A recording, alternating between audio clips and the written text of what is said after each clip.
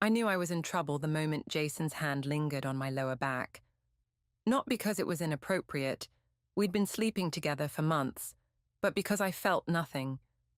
The electric spark that once shot through me at his touch had vanished, replaced by a hollow emptiness that terrified me more than any fire alarm ever could. "You look stunning tonight, Alyssa," he whispered, his breath warm against my ear. The annual holiday party buzzed around us, a sea of colleagues in festive attire, clutching flutes of mediocre champagne. I forced a smile. "Thanks. You clean up nice yourself." The words felt mechanical leaving my mouth. Jason Bennett, the charismatic CEO who'd swept me off my feet 11 months ago, stood before me in a perfectly tailored suit that probably cost more than my monthly rent. His salt and pepper hair was styled just so, and his cologne, something expensive and woody, enveloped me like a familiar blanket.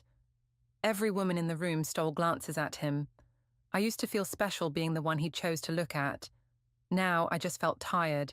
"I need to mingle," he said, squeezing my hip before disappearing into the crowd. I watched him work the room, stopping to chat with board members, laughing at the right moments, touching arms and shoulders with practiced precision. The man was a master at making everyone feel important. It had worked on me, too. "Earth to Alyssa." Callie appeared beside me, 2 fresh drinks in hand. "You're staring again." I accepted the champagne gratefully. "Just observing the Jason Bennett show. It's quite the performance." Callie sipped her drink, eyeing me over the rim. "You okay? You seem off tonight." "I'm fine." I wasn't. The truth was, I'd been feeling this disconnect for weeks. Something about Jason and me had shifted, and I couldn't pinpoint when or why. "If you say so." Callie didn't believe me. Best friends rarely do. "Isaiah was looking for you earlier.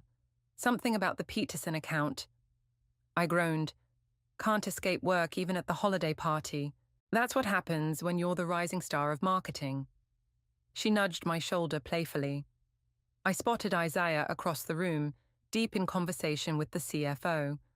At 45, my mentor had the kind of wisdom that came from navigating corporate politics for 2 decades. He'd taken me under his wing 3 years ago, and I owed much of my success to his guidance. "I'll catch him later," I said, not wanting to interrupt. The evening continued its predictable course. Speeches from executives, an awkward gift exchange, increasingly loud conversations as the alcohol flowed freely. I played my part, networking and laughing at jokes that weren't funny, all while feeling increasingly detached from the scene around me. At 10:17 p.m., everything changed. The fire alarm blared through the hotel ballroom, its piercing wail cutting through music and chatter.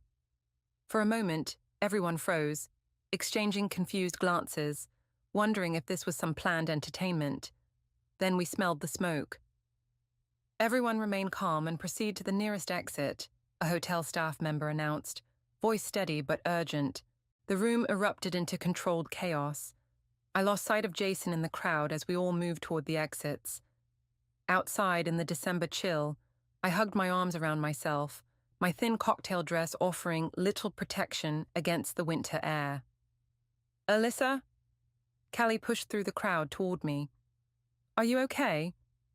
"Yeah," I nodded, watching as flames became visible through the ballroom's windows. "Do they know what happened? Kitchen fire, apparently." She shivered beside me. "Have you seen Jason?" I scanned the crowd, spotting familiar faces from marketing, finance, and sales. No Jason. Not since before the alarm. Sirens wailed in the distance as fire trucks approached. Hotel staff distributed emergency blankets to guests shivering in evening wear. I wrapped mine tightly around my shoulders, the metallic material crinkling with each movement. My phone buzzed in my clutch. Probably Jason, I thought, fumbling to retrieve it with cold fingers. The email notification on my screen wasn't from Jason. The sender was unfamiliar. ebennett@gmail.com. E. Bennett. Eloise Bennett? Jason's wife. My stomach dropped. Ex-wife, he'd told me. They'd been separated for over a year, divorce nearly finalized. That's what he'd said when we first started seeing each other. The subject line read, "What Jason Bennett doesn't want you to know."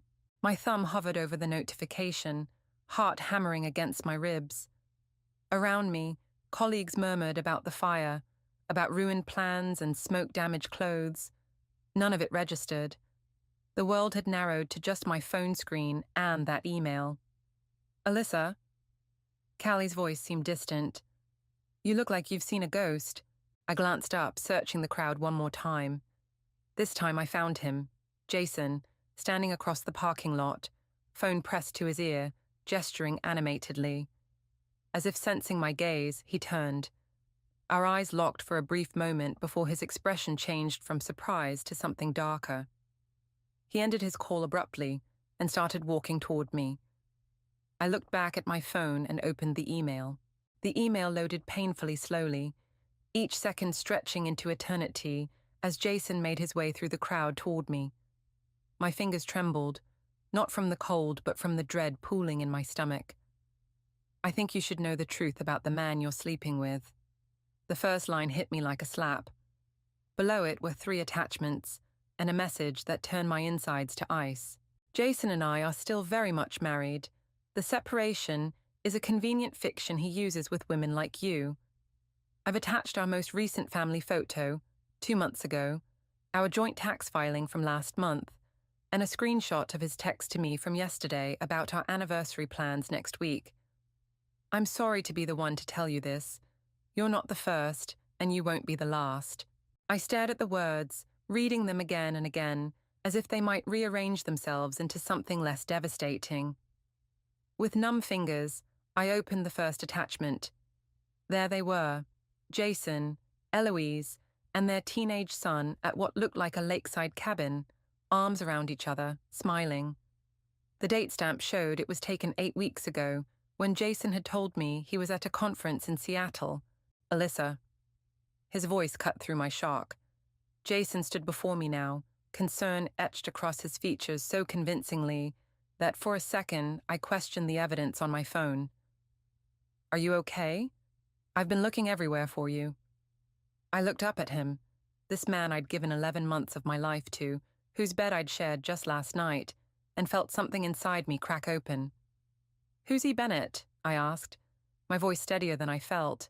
His expression flickered, so briefly I might have missed it if I hadn't been watching for it.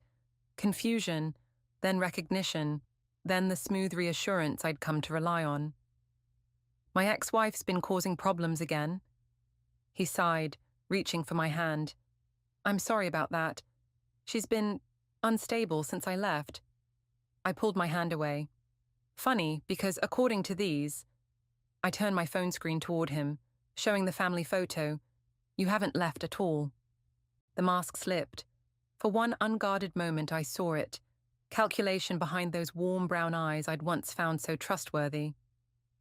"Let's not do this here," he said, glancing around at our colleagues who were starting to notice our tense exchange. "It's complicated, Alyssa. Let me explain everything somewhere private." "Complicated?" I laughed, the sound harsh even to my own ears. "Is that what you call lying to my face for almost a year?" Callie appeared at my side, her presence solid and reassuring. "Everything okay here?" "No," I said, not taking my eyes off Jason. "Nothing is okay." Jason's jaw tightened. "Alyssa, please, you're making a scene." "I'm making a scene?" My voice rose despite my efforts to control it. "You told me you were divorced. You told me your ex-wife was difficult and bitter, and that's why you never introduced us." "Lower your voice," he hissed, reaching for my arm. I jerked away. "Don't touch me." People were definitely staring now. In my peripheral vision, I saw Reese from accounting, watching with undisguised interest. Tomorrow, this would be all over the office. "You need to calm down," Jason said, his CEO voice emerging, the one he used to shut down opposition in meetings. "And you need to explain why your wife thinks you're celebrating your anniversary next week." I scrolled to the text screenshot and held it up. "Or why you filed joint taxes last month when you told me your divorce was final in June." His face hardened. "This isn't the place." "Then where is the place, Jason? Your actual home with your actual wife. Callie's hand found my shoulder, squeezing gently. Alyssa, maybe we should go. The fire department's letting people back in to get their things. I nodded, suddenly exhausted. The adrenaline that had propelled my confrontation was ebbing, leaving behind a hollow ache in my chest. We're not done discussing this, Jason said, his voice low. There are things you don't understand. I understand perfectly. I turned away, letting Callie guide me toward the hotel entrance. We retrieved our coats and bags in silence. My mind raced through every moment with Jason, every promise, every intimate confession, all of it tainted now, all of it suspect. Want to talk about it? Callie asked as we waited for our Uber. Not yet. I stared at my phone, scrolling through the rest of Eloise's email. The final paragraph stopped my breath. If you're wondering why I'm telling you this now, it's because I found something in Jason's private accounts yesterday. He's been embezzling from the company, your company, for years. The evidence is in his home office. I'm done protecting him, and I thought you should know exactly who you're dealing with before he drags you down too. My mind whirled with implications. If this was true, if Jason was stealing from the company, it explained so much. The mysterious budget shortfalls and projects he oversaw. The financial reviews he'd postponed repeatedly. The way he'd discouraged me from looking too closely at certain accounts. The Uber arrived, its headlights cutting through the night. As I climbed in, my phone buzzed with a text from Jason. This isn't what it looks like. Meet me tomorrow. I can explain everything. I turned off my phone without replying. Something cold and determined settled in my chest, replacing the hurt with something harder, something sharper. Jason Bennett had destroyed my trust. Now I would destroy him. I called in sick the next day. The thought of facing office whispers and pitying glances made my stomach turn. Instead, I sat cross-legged on my couch, laptop balanced on my knees, systematically erasing Jason from my life, untagging photos, deleting messages, removing his playlists from my Spotify. My phone buzzed for the 12th time that morning. Jason again. I silenced it without reading the message and returned to my digital purge. A knock at my door startled me. I froze, wondering if Jason had decided to bring his explanations in person. The knock came again, more insistent. Alyssa, it's me. Open up. Callie's voice. I exhaled and shuffled to the door in my oversized sweater and leggings, hair piled messily on top of my head. Callie stood there holding a paper bag that smelled like cinnamon and coffee. You look like hell, she said, pushing past me into the apartment. Thanks. I feel worse. I closed the door and followed her to the kitchen. She unpacked breakfast, almond croissants and 2 large coffees, and studied me with narrowed eyes. So, are we burning his stuff or what? A laugh escaped me, surprising us both. I don't have much of his stuff. He was careful about that. Of course he was. She slid a coffee toward me. Married men usually are. The word married hit me like a physical blow. I wrapped my hands around the warm cup, anchoring myself. Have you talked to him? Callie asked. No, he's called, texted, emailed. I took a sip of coffee, welcoming the bitter heat. I'm not ready to hear whatever lies he's prepared. Callie broke a croissant in half, flaky layers separating under her fingers. What are you going to do about work? Everyone saw your fight. Fantastic, I groaned. Is Reese having a field day? Let's just say she's not downplaying what she witnessed. Callie hesitated. Isaiah was asking about you, my mentor, the man whose respect meant everything to me professionally. What did he say? He wanted to make sure you were okay, said to tell you to take whatever time you need. She paused. But Alyssa, there's something else. Something about the embezzlement claim. My head snapped up. What about it? I overheard Isaiah talking to the CFO. There's an internal investigation happening. They didn't mention Jason specifically, but they were discussing financial irregularities in the executive accounts. My mind raced. If Eloise was right about the embezzlement, Jason wasn't just a cheating husband. He was a criminal. And I had been sleeping with him, confiding in him, trusting him with sensitive information about my projects and clients. I need proof, I said, more to myself than to Callie. Proof of what? That he's married? You already have that. No, the embezzlement. If he's stealing from the company, that's my leverage. I met Callie's concerned gaze. I need to talk to someone in IT. You mean Riker? She raised an eyebrow. The guy who stares at you in every meeting. He doesn't stare. I felt my cheeks warm. And yes, Riker. He has access to the financial systems. This sounds dangerous, Alyssa. If Jason is embezzling and you start poking around, what's he going to do? Fire me? Cheat on me? I stood up, sudden energy coursing through me. I'm already at rock bottom. The only way is up.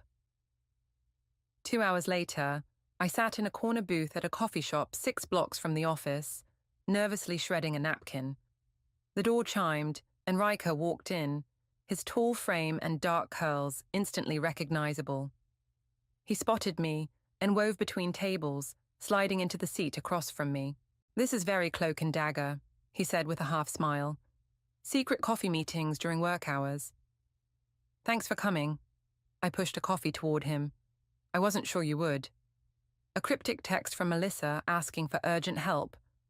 Wouldn't miss it. His smile faded as he studied my face.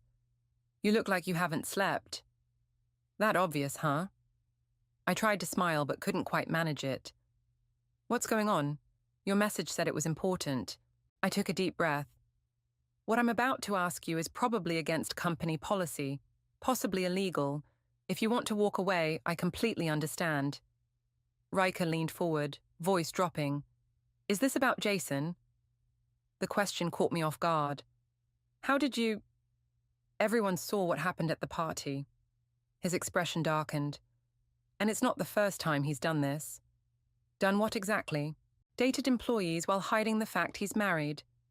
Riker's fingers tapped a restless rhythm on the table. There was someone in accounting before you, and an intern before her. A pattern. Of course there was a pattern. I swallowed hard against the humiliation rising in my throat. I need access to the financial records Jason oversees, I said, forcing myself to focus. I have reason to believe he's been embezzling company funds. Riker's eyes widened. That's a serious accusation. I know. That's why I need proof, not just suspicion. He was quiet for a long moment, considering. I could lose my job for this. I understand. Like I said, you can walk away. I didn't say I wouldn't help. His eyes met mine, something fierce and determined in them. Jason Bennett isn't who everyone thinks he is. I've been waiting for a chance to prove it. What do you mean? Riker glanced around before leaning closer. 2 years ago, my sister worked in HR. She found discrepancies in executive expense reports, specifically Jason's. When she raised concerns, she was fired within a week, officially for performance issues. Understanding dawned. This is personal for you. Yes. His jaw tightened. So what exactly are we looking for? As I outlined what I needed, something shifted inside me. The hurt and betrayal were still there, but alongside them grew something new, a cold, clear purpose. This wasn't just about a man who had lied to me. This was about justice. I can get you what you need, Riker said finally. But Alyssa, be careful. If Jason realizes what you're doing, I know the risks. What I didn't say was that I welcomed them. For the first time since reading Eloise's email, I felt something other than pain. I felt powerful. 3 days later, I returned to work with armor carefully constructed, a crisp black pantsuit, hair pulled back in a sleek ponytail, makeup applied with precision to hide the shadows under my eyes. I'd rehearsed responses to potential questions, prepared neutral expressions, and steeled myself against the inevitable gossip. What I hadn't prepared for was the silence. Conversations hushed as I walked through the marketing department. Glances slid away from mine. Even Reese, who thrived on office drama, merely watched me with calculating eyes as I passed her desk. Welcome back, Isaiah said when I knocked on his office door. His smile seemed genuine, but something in his eyes, concern, maybe pity, made my spine stiffen. Thanks. I had that stomach bug going around. The lie tasted bitter. Of course. He gestured to the chair across from his desk. Have a seat. We should discuss the Peterson campaign. For 20 minutes, we talked strictly business. Isaiah reviewed my proposal, suggested minor adjustments, and approved the budget. Normal, professional. As if he hadn't witnessed my public meltdown with the CEO. As I gathered my notes to leave, he finally broached the subject. Alyssa, about what happened at the holiday party. I'd rather not discuss my personal life at work, I cut in, my tone sharper than intended. Isaiah leaned back, studying me. Fair enough, but as your mentor, I need to say this. Be careful about the battles you choose. Some aren't worth fighting. A chill ran through me. What does that mean? It means Jason has a lot of influence in this industry. I'd hate to see your career affected by personal complications. The warning was clear, wrapped in concern though it was. Don't rock the boat. Don't challenge the powerful. Don't make waves. Thank you for your concern, I said, standing, but I can handle my own battles. Back at my desk, I found an email from Riker with the subject line, Coffee again? The message contained only a time, 3:30 p.m., and a different cafe address. At 3:25, I slipped out, telling Callie I needed air. The cafe was smaller than our previous meeting spot, tucked between a bookstore and a vintage clothing shop. Riker sat in the farthest corner, a laptop open before him. Did anyone see you leave? He asked as I sat down. I don't think so. Why the paranoia? He turned his laptop toward me. Because I found something. Several somethings, actually. The screen showed a spreadsheet of financial transfers, dates, amounts, account numbers. Nothing immediately incriminating to my untrained eye. What am I looking at? These are transfers from the company's operational fund to various vendor accounts. His finger traced a column of numbers. Except these vendors don't exist. The money goes to shell companies, then gets moved offshore. My heart raced. And you can prove Jason is behind this? That's where it gets complicated. Riker scrolled to another document. The authorizations come from his department, but they're executed using the CFO's credentials. Either they're working together, or Jason is setting someone else up to take the fall. I finished his thought, the pieces clicking together. Exactly.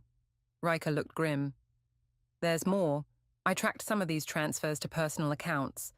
One belongs to Jason, but another... He hesitated. Another what? Another is in your name. The cafe seemed to tilt around me. That's impossible. I don't have any offshore accounts. According to these records, you do. Opened 6 months ago, with regular deposits coinciding with these unauthorized transfers. My stomach dropped. He's framing me. It looks that way. Riker closed his laptop. If this embezzlement comes to light, the evidence points to you as his accomplice. I pressed my fingers to my temples, trying to think through the implications. Can you trace when these accounts were created? IP addresses, anything? I'm working on it, but whoever did this covered their tracks well. He paused. Alyssa, you need to be careful. This is bigger than an office affair gone wrong. I know. My voice sounded distant to my own ears. Thank you for risking this. Riker's hand briefly covered mine. We'll figure it out. The touch was unexpected, warm and reassuring. I pulled away, uncomfortable with the intimacy and the complication it suggested. I should get back before people notice I'm gone. Outside, the winter air bit at my cheeks as I walked briskly back to the office. My mind raced with this new information. Jason hadn't just lied about his marriage. He'd potentially set me up to take the fall for his crimes. As I approached the building, a sleek black car pulled up beside me. The window rolled down, revealing a face I recognized from photographs but had never seen in person. Eloise Bennett.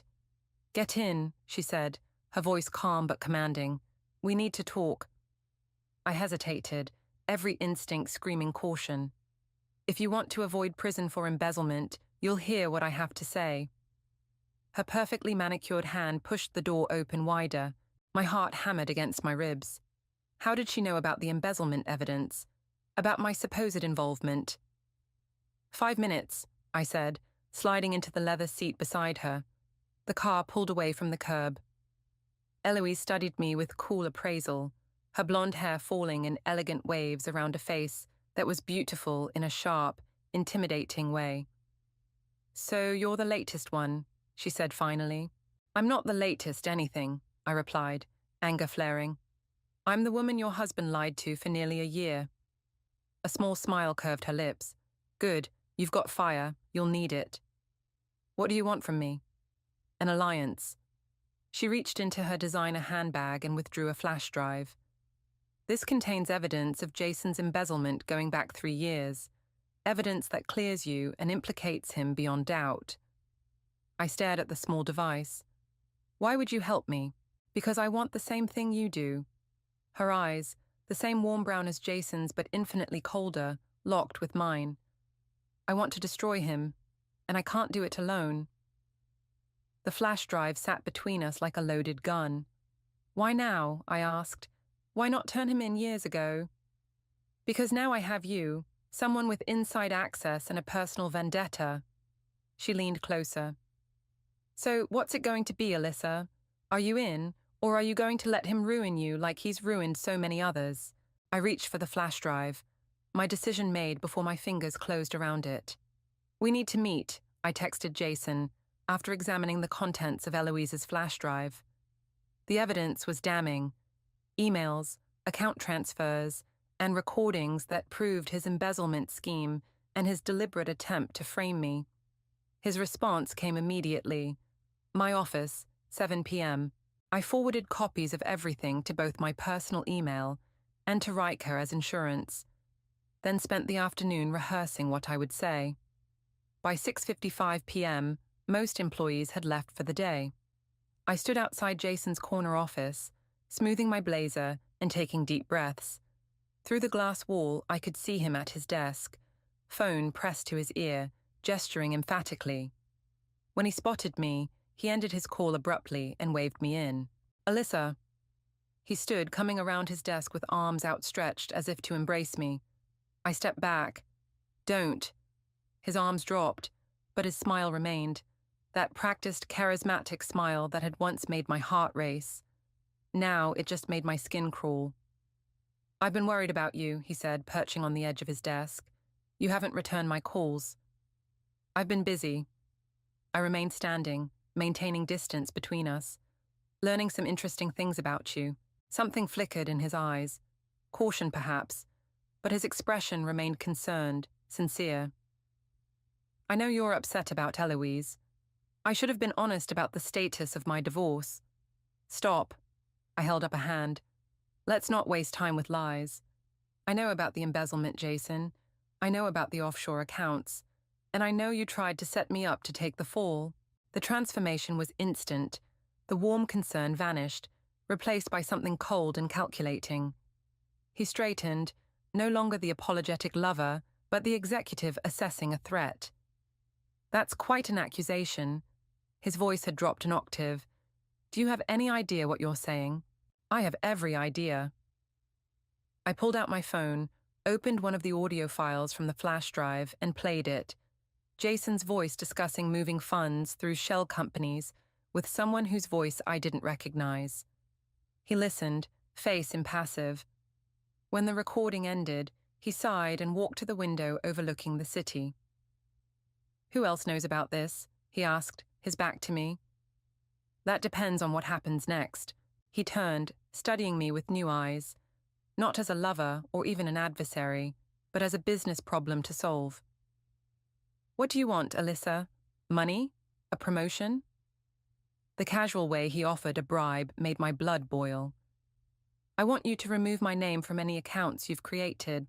I want written confirmation that I had no knowledge of or involvement in your scheme." A small smile played at his lips. "Is that all? And I want you to resign, quietly. No golden parachute, no cushy landing at another company." He laughed then, a genuine sound of amusement that echoed in the large office. That's not going to happen. Then I take this to the board and the police.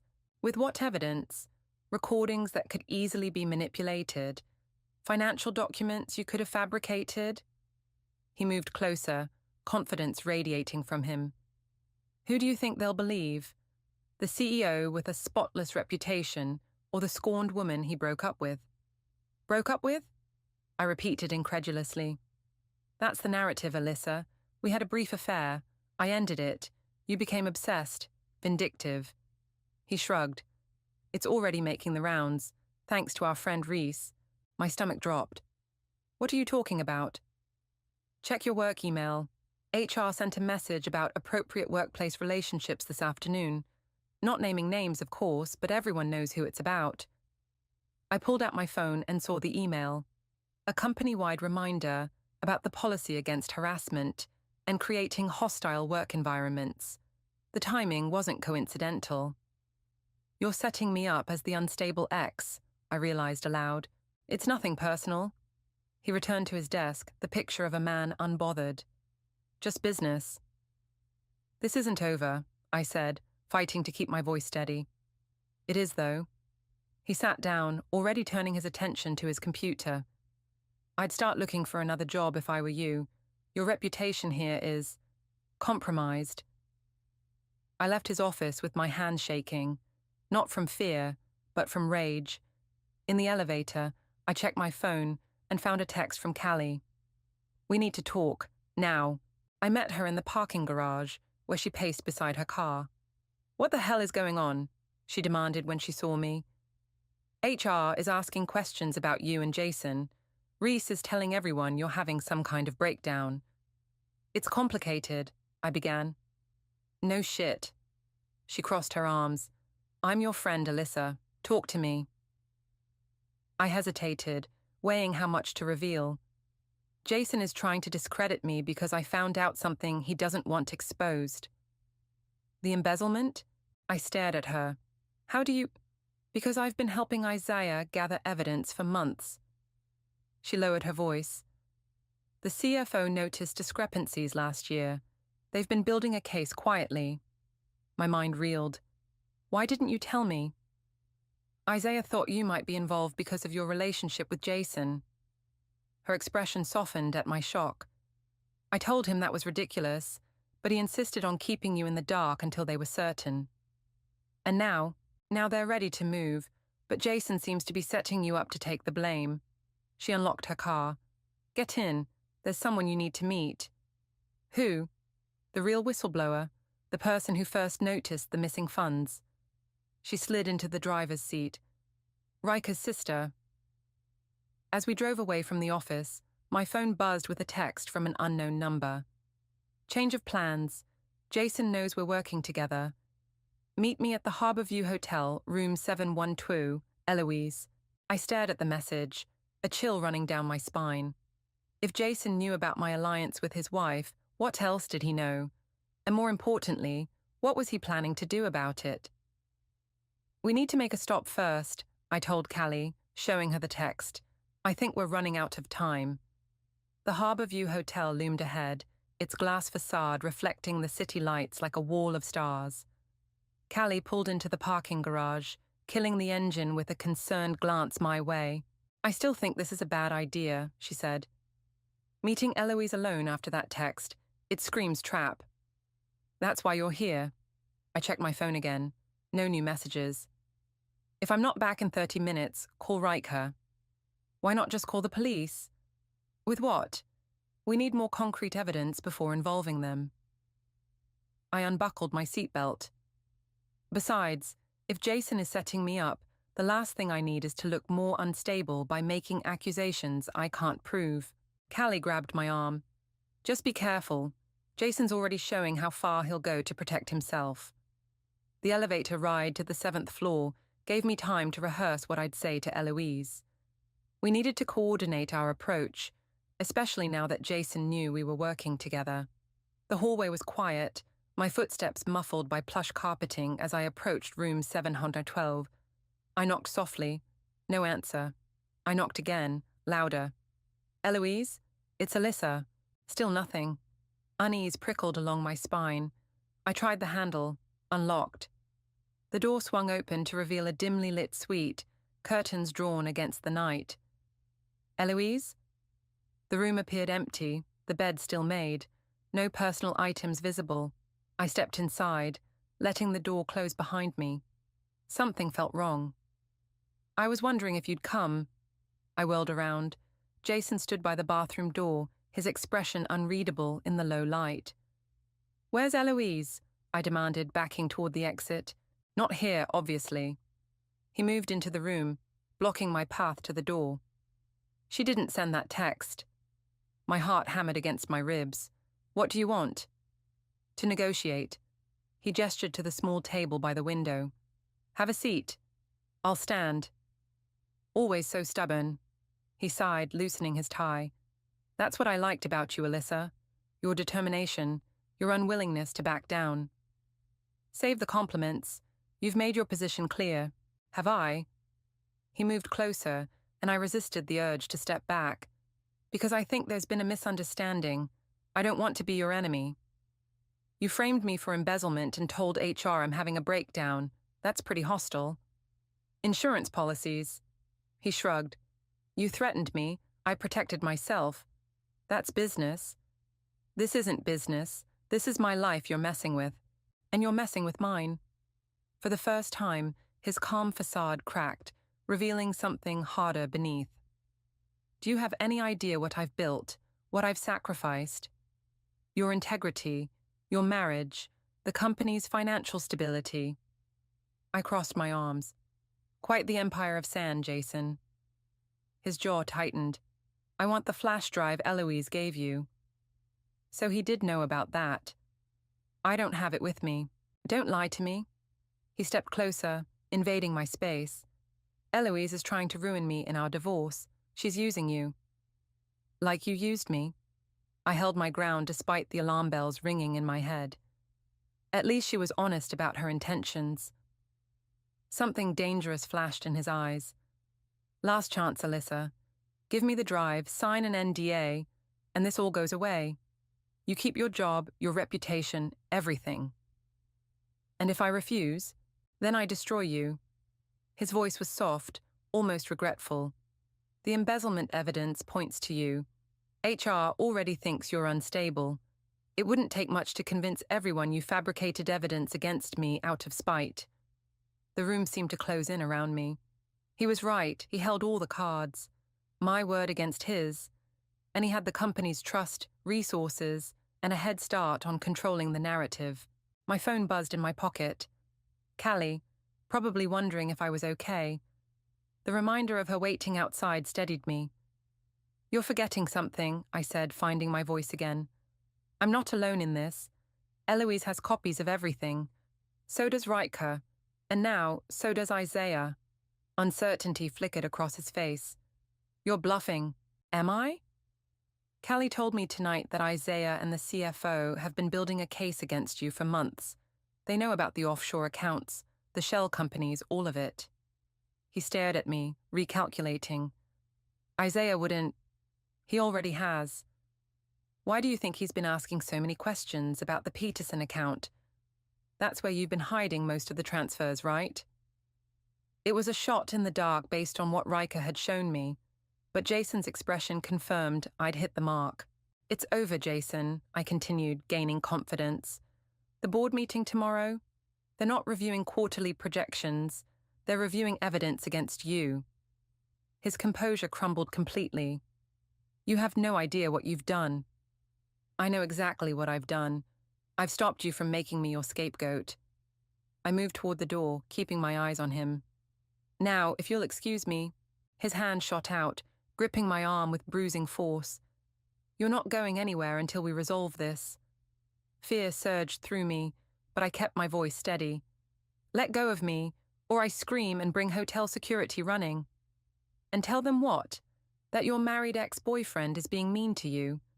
His grip tightened. Who do you think they'll believe? The door burst open behind us. Callie stood there, Riker at her shoulder. Everything okay in here? Riker asked. his normally gentle demeanor replaced by something harder as he assessed the situation. Jason released my arm immediately, stepping back with a forced smile. "Just having a private conversation." "Looks like it's over," Callie said, her eyes fixed on the red marks forming on my arm. I moved toward them, relief washing over me. We were just leaving. As we turned to go, Jason called after me. "This isn't finished, Alyssa. You have until morning to reconsider." I paused in the doorway, turning to face him one last time. "You're right about one thing, Jason. This isn't finished. But I'm not the one who should be worried about tomorrow." In the elevator, my legs finally gave out. I leaned against the wall, shaking. "What happened in there?" Callie demanded. "He knows everything," I said, my voice unsteady. "And he's desperate." Riker's expression darkened. "That makes him dangerous." "It also means we're winning," I replied, straightening as the elevator reached the lobby. "And tomorrow we end this." Morning arrived with a text from Isaiah. "Boardroom, 9 a.m. Come prepared." I hadn't slept. After leaving the hotel, Callie had insisted I stay at her place, worried Jason might show up at my apartment. We'd spent hours reviewing the evidence with Riker and his sister Mia, the original whistleblower who'd been silenced 2 years ago. "You don't have to do this," Callie said as we pulled into the office parking garage at 8:45. "The board has enough evidence without you putting yourself in the crosshairs." I checked my reflection in the visor mirror. I'd chosen my outfit carefully, a navy suit that projected confidence and professionalism. Nothing that could be dismissed as emotional or unstable. "I need to be there," I said, applying a final touch of lipstick. "This isn't just about the embezzlement anymore. It's about all the people he's hurt." The elevator ride to the executive floor felt endless. My phone buzzed with a message from Riker. "In position. Good luck."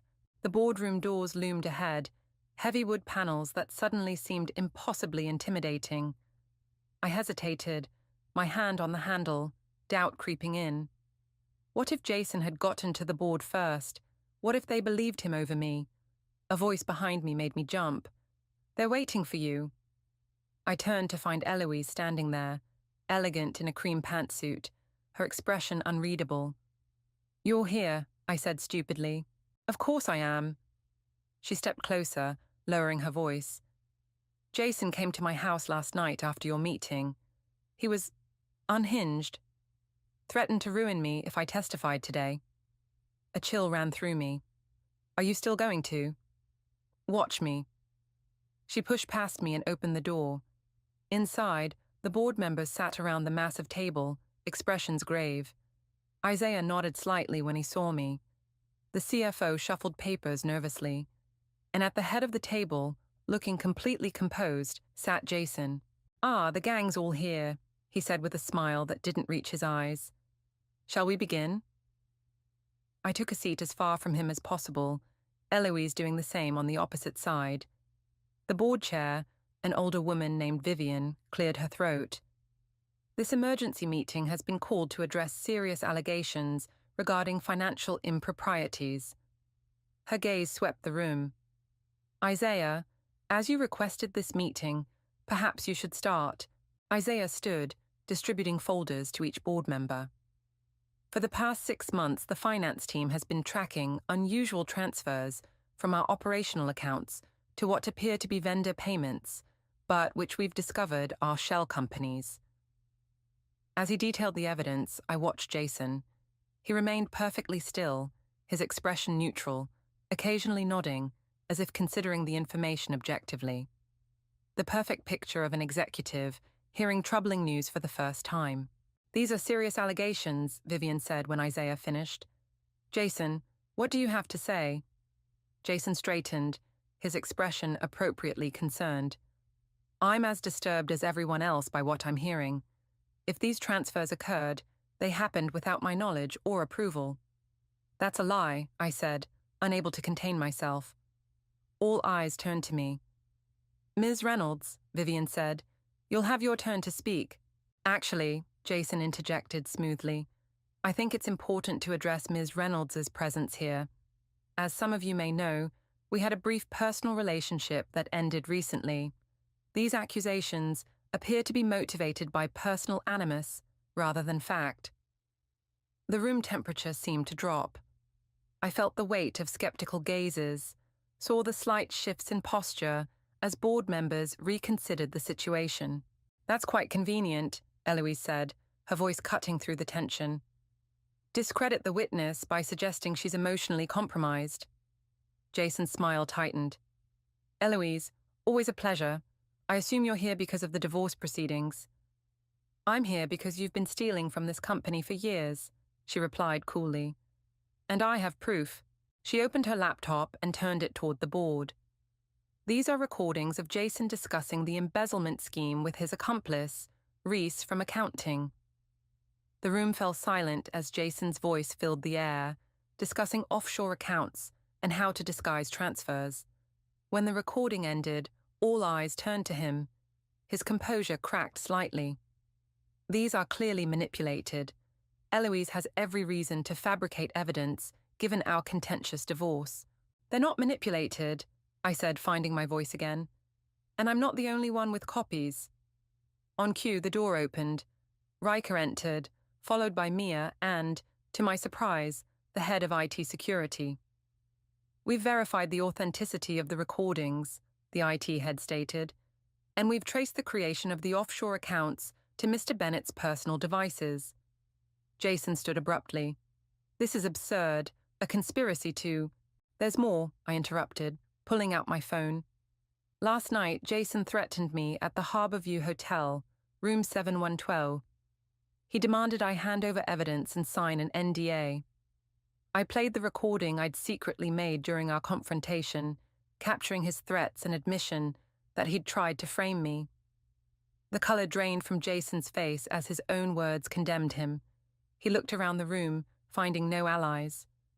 "You recorded me without consent," he tried, his voice hollow. "Single-party consent state," Isaiah replied. "Perfectly legal." Jason's eyes locked with mine, hatred burning in them. "You think you've won?" "This isn't about winning," I said, meeting his gaze steadily. "It's about truth." He lunged suddenly, reaching across the table toward me. Board members gasped, chairs scraping as people moved back. But before he could reach me, security officers appeared at the door.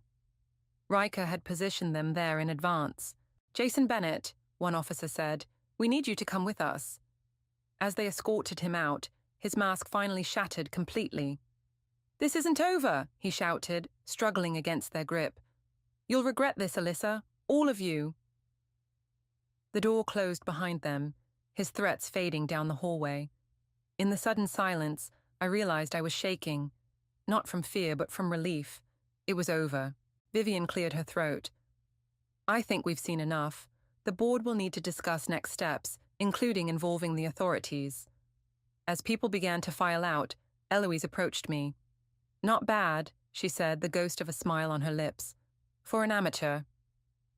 "Is that a compliment?" I asked. "Take it however you want." She gathered her things. "Just know that men like Jason, they don't stay down for long. Watch your back." With that cryptic warning, she left, leaving me alone with Isaiah. "You did well," he said, squeezing my shoulder. "I'm sorry I couldn't tell you we were building a case." "I understand why you didn't." And surprisingly, I did. "What happens now?" "Now?" He glanced toward the window, where the morning sun illuminated the city. "Now we rebuild." The office felt different as I packed my desk.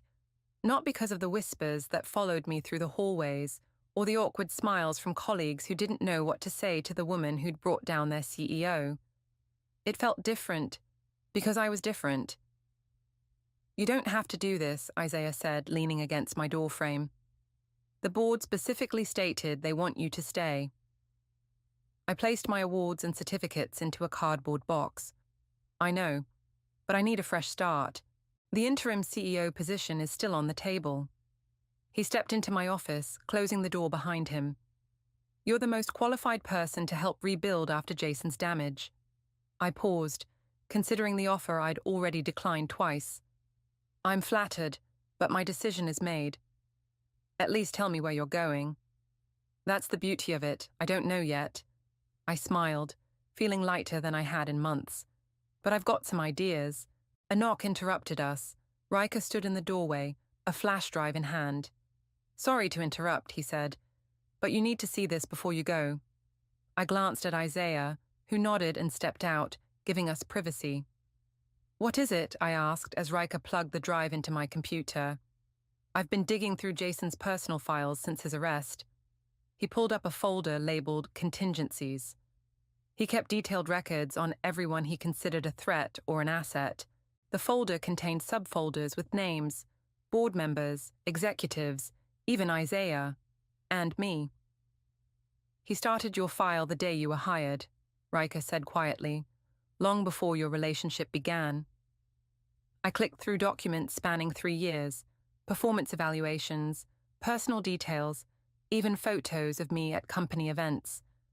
A chill ran through me as I realized the extent of Jason's calculation. He targeted you from the beginning, Riker continued. Your file has notes about your ambition, your trust issues, even your dating history. He was studying you, looking for vulnerabilities. Why me? My voice sounded distant to my own ears. Because of this. He opened another document, an organizational chart with succession planning notes. My name was highlighted as a high potential risk for his position. He saw you as a threat, Riker said. The affair wasn't just personal, it was strategic. Keep your enemies closer. The revelation should have devastated me, but instead, I felt an unexpected surge of pride.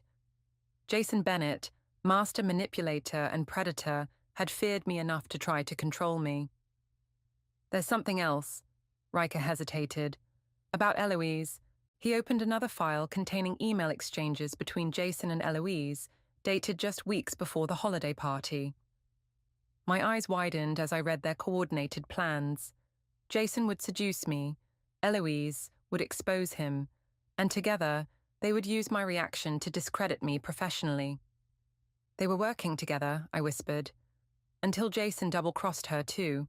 He was embezzling from their joint accounts, as well as the company. I leaned back in my chair, processing this final betrayal. So when she approached me, she was still following their original plan, just with a new motivation. Riker closed the files. I thought you should know the whole truth before you leave. Thank you. I stood, suddenly eager to be gone from this place of manipulation and lies.